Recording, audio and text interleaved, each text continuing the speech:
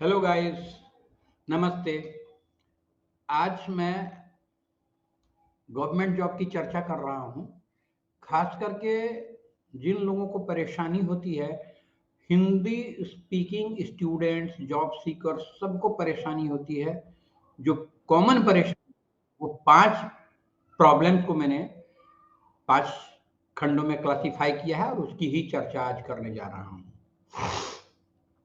तो इसके लिए मुझे स्क्रीन शेयर करने की ज़रूरत है और एक अच्छी खबर आज ये मिली है कि मेरे एक अन्य स्टूडेंट का आज अपॉइंटमेंट हो गया है सिविल कोर्ट दरभंगा में। पुष्कर नाम है उसका। तो ये मेरे लिए आज विशेष खुशी का माहौल है। लेकिन सारी बातों को ध्यान में रखते हुए मैंने पाया कि ये सबको जानना चाहिए कि किस तरीके से तैयारी करें, बैलेंस करके कैसे चलें, क्या प्रॉब्लम्स हैं। तो हम लोग प्रॉब्लम्स और सॉल्यूशन दोनों की चर्चा करेंगे। ध्यान से सुनें। मैं स्क्रीन शेयर करता हूं।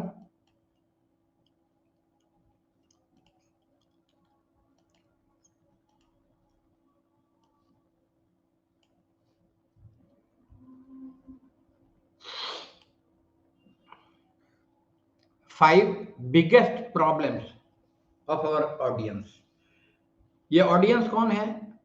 वो जो हिंदी स्पीकिंग पीपुल हैं, जहां जहां हिंदी बोली जाती है, बिहार में बिहार, झारखंड, उत्तर प्रदेश, इन सब जगहों के लिए, स्टेनोग्राफर्स के लिए, इंग्लिश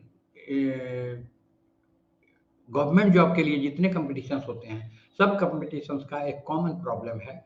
वो खास करके मैं सबों के लिए बोलूँगा, सबों पर लागू होते हैं ये प्रॉब्लम। और स्टेनोग्राफर का नाम इसलिए लूँगा कि स्टेनोग्राफर पर ये ज़्यादा प्रभाव डालते हैं। तो ये 5 प्रॉब्लम्स क्या है?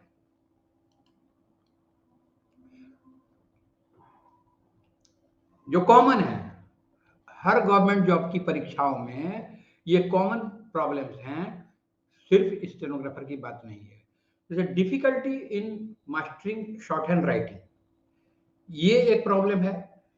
दूसरा है उनका slow typing speed. Typing speed slow हो जाता है जब, तो परेशानी बढ़ती है। तीसरा है struggling with English language skills. ये प्रॉब्लम सबके लिए है। वो 2 प्रॉब्लम ऊपर वाला तो शॉर्ट हैंड वालों के लिए विशेष करके है, लेकिन कंप्यूटर चलाने वाले के लिए भी ये टाइपिंग स्पीड वाला प्रॉब्लम है। और struggling with English language skills, ये प्रॉब्लम हर कंपटीशन के परीक्षार्थियों के लिए है। चौथा प्रॉब्लम है lack of time for learning. उनको इतना समय नहीं मिल पाता है बहुत कारणों से कि वो सीखने का पूरा समय नहीं दे पाते हैं सीखने के लिए। और पांचवा प्रिपरेशन फॉर कॉम्पिटिटिव एग्जामिनेशंस, इसके क्या क्या प्रॉब्लम है ये भी हम लोग देखेंगे। तो सबसे पहले इसी से शुरू करते हैं। प्रिपरेशन फॉर कॉम्पिटिटिव एग्जामिनेशंस, इसके क्या क्या क्या प्रॉब्लम्स है, आइए देखते हैं। हमारा जो टारगेट ऑडियंस है, कॉम्पिटिटर्स, जो कंपटीशन गवर्नमेंट जॉब के लिए कंपटीशन की परीक्षा देते हैं, वो हमारे टारगेट ऑडियंस हैं। खास करके जो हिंदी स्पीकिंग पीपुल है, हिंदी स्पीकिंग पीपुल के लिए ये ज़्यादा बड़ा प्रॉब्लम हो जाता है। Specially graduates and job seekers may be preparing for government exams or private sector job interviews. They need to know which specific skills, English or typing or shorthand, are required and how to prepare for them efficiently. उसको कैसे prepare किया जाए efficiently, ये एक problem उन लोग के लिए हमेशा रहता है। चलिए इसमें देखते हैं इसका क्या क्या उपाय हो सकता है। इसका उपाय है कि how to prepare for government typing exams. Government job के लिए टाइपिंग एग्जाम्स जो होते हैं, उसका प्रिपरेशन कैसे होना चाहिए। उसका प्रिपरेशन डेली थोड़ा ही समय के लिए, लेकिन टाइपिंग की प्रैक्टिस करना जरूरी है। टाइपिंग की प्रैक्टिस हम भी विद्यार्थियों को कराते हैं। 2 से ढाई महीने के अंदर उनका 50 वर्ड्स पर मिनट से ऊपर पहुंच जाता है। उसके लिए पैटर्न बोल के लेखक की एक किताब है मेरे पास। उस किताब से जब प्रैक्टिस कराते हैं तो एक्यूरेसी 100% हो जाती है। उसमें 1 मिनट प्रैक्टिस करके ही सारे एक्सरसाइजेस हैं, लगभग 200 एक्सरसाइजेस हैं और उतना 10-12 पेज का है, उतना से 50 से एबव चले जाते हैं। Short hand writing tips for government exam में जब बैठते हैं तो शॉर्ट हैंड या राइटिंग टिप्स जो हैं, कुछ ट्रिक्स और कुछ टिप्स हैं, वो भी मैं उनसे कराता हूँ। सबसे पहले तो मैं ग्रामलोक्स कॉन्ट्रैक्शंस वगैरह वगैरह वगैरह समूचा बिल्कुल पानी कर लेता हूँ और उसके बाद छोटे छोटे स्टेप्स में एक्यूरेसी के साथ पढ़वाता भी हूँ, रीडिंग स्पीड भी चेक करता हूँ और राइटिंग स्पीड भी चेक करता हूँ। उसके बाद देखता हूँ कि एक्यूरेसी में उनका ऑटोमेटिक हो जाता है। जॉब प्रिपरेशन टिप्स, उसके लिए और क्या क्या टिप्स देने हैं वो भी क्लास में बताता हूँ। How to crack competitive examinations with typing skill, ये टाइपिंग स्किल कंप्यूटर वालों के लिए भी जरूरी होता है। बहुत दफा वो स्पीड लैग करने के कारण नहीं कर पाते हैं। आगे देखते हैं।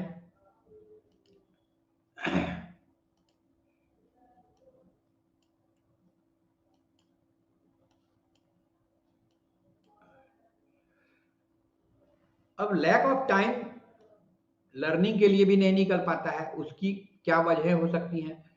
और इन जो प्रॉब्लम्स मैं बतला रहा हूं उन प्रॉब्लम्स पर मैं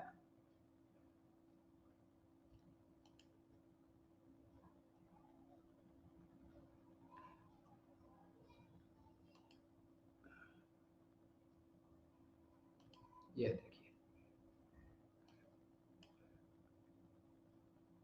ये तो हो गया है, अब इसके बाद वाला को देखना है।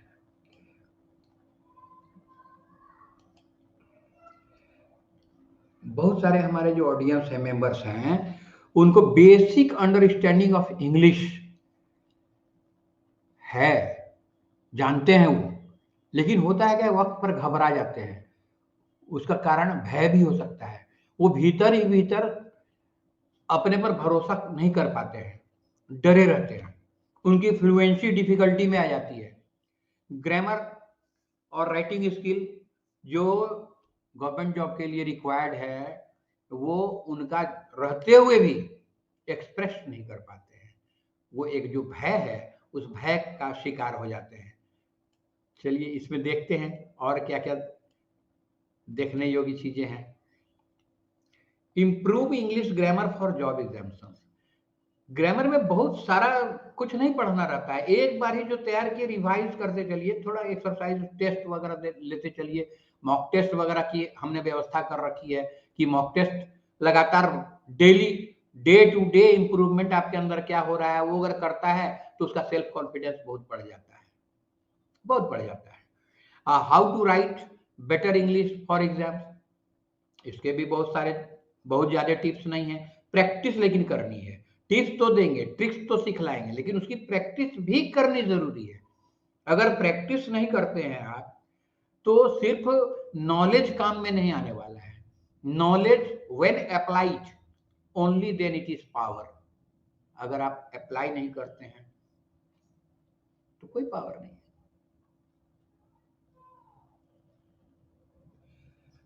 Tips to speak fluent English. अब फ्लुएंट इंग्लिश बोलने के लिए जो टिप्स हैं, बहुत सारे शॉर्ट फॉर्म्स हैं।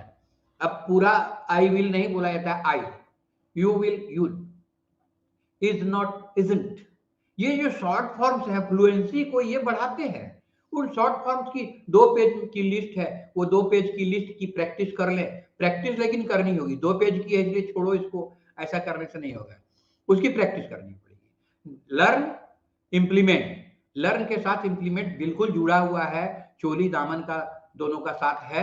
अगर वो नहीं रहेगा, अगर इम्प्लीमेंट नहीं करेंगे तो आपके पास लाखों विद्या रहे, लाइब्रेरी में तो विद्या का सागर ही है, लेकिन किसी किताब में यह दम नहीं होता कि वो निकल के खुद से कुछ काम कर ले। उसको सीख कर फिर इंप्लीमेंट करने पर आपकी शक्ति बढ़ती है, आपका कॉम्पिटेंस बढ़ता है, आपका अप स्किलिंग होता है, अप ग्रो होता है, वो ग्रोइंग मेंटेलिटी लेके, ग्रोथ मेंटेलिटी के साथ अगर आप ये सब सीखते हैं तो आप जब माइंडसेट को अपना ठीक करते हैं, परीक्षा पानी हो जाता है। Common English mistakes and corrections, ये भी प्रैक्टिस की चीज है। ये प्रैक्टिस करने के लिए आप तैयार रहें, एक प्लानिंग हो आपकी, एक मेंटर हो, कोई गाइड हो, कोई जो सही से आपको बतला सके, आपका टेस्ट करते रह सके, तो फिर कोई दिक्कत नहीं है। कहा गया है कि अच्छी planning, well begin half done. अगर अच्छी प्लानिंग के साथ आप कोई काम शुरू करते हैं तो सफलता मिलना बहुत ही आसान हो जाता है। इसके साथ ये बड़ा अच्छी कहावत है, failing to plan, failing to plan is equal to planning to fail. आप फेल होने के लिए प्लान कर रहे हैं अगर आपके पास कोई प्लान नहीं है तो, और बिना प्लान के आप बैलेंस कैसे रखेंगे इन सारी चीजों पर, इन सारी डिफिकल्टीज पर।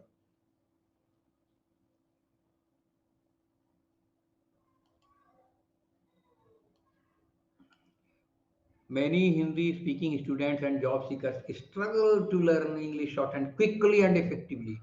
बहुत सारे विद्यार्थी हैं जो चाहते हैं कि हम जल्दी से सीखें और प्रभावकारी ढंग से सीखें, ठीक है, लेकिन शॉर्ट हैंड के सिंबल्स को समझने में उनको कठिनाई होती है।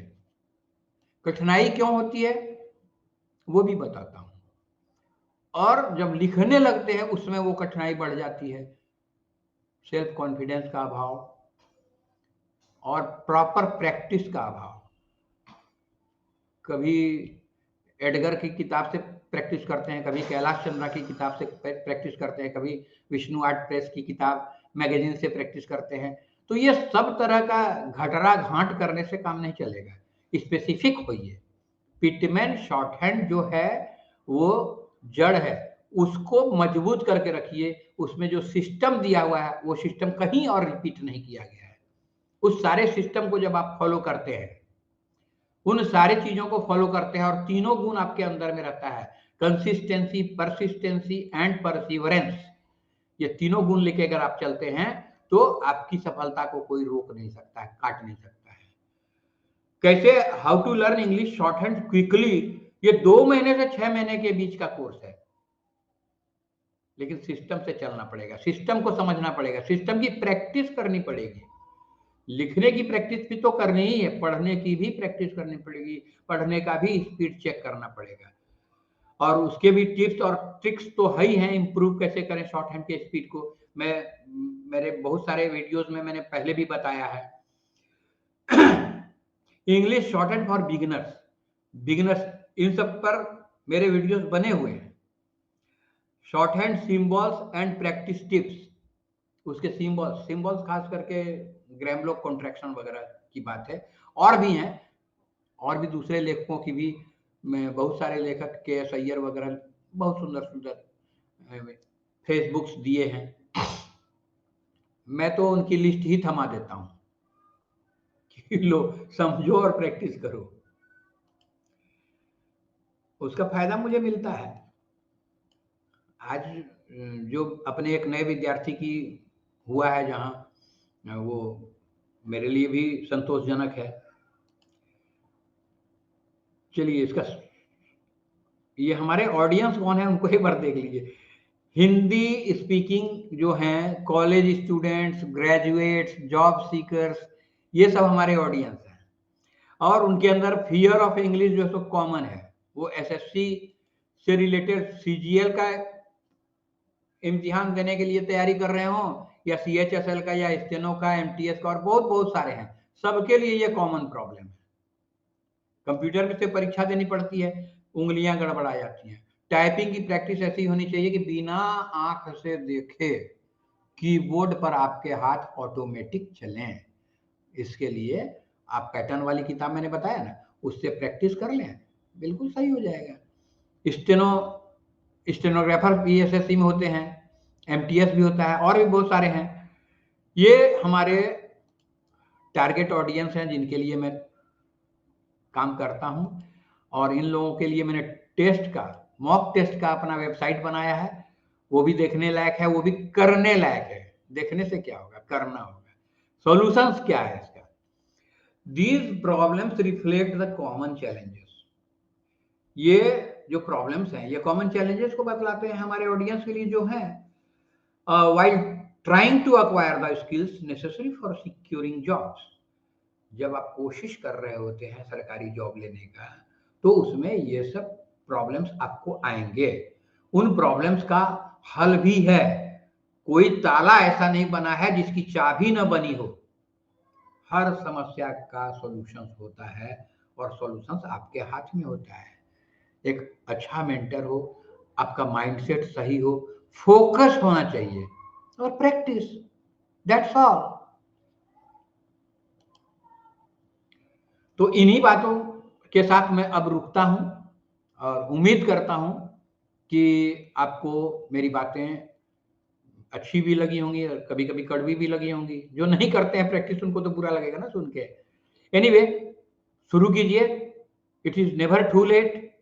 आप शुरू कीजिए, प्रैक्टिस कीजिए, आप विजयी होंगे। और अगर मेरा वीडियो पसंद आया हो, आप हमारे साथ जुड़ना चाहते हो, तो डिस्क्रिप्शन में जाइए, वहां expertshorthandschools.in लिंक मिलेगा। उस लिंक से आप हमारे वेबसाइट पर आ सकते हैं। और भी लिंक्स मिलेंगे, उससे आपकी जानकारी बढ़ेगी। जुड़ना चाहते हैं तो हमारे व्हाट्सएप ग्रुप से भी जुड़ सकते हैं, उसका भी लिंक दिया हुआ है। और कमेंट तो जरूर करें। अगर आपको कहीं ऐसा लगता है कि उसमें मैंने इलेबोरेटली नहीं बताया, तो कमेंट जरूर करेंगे।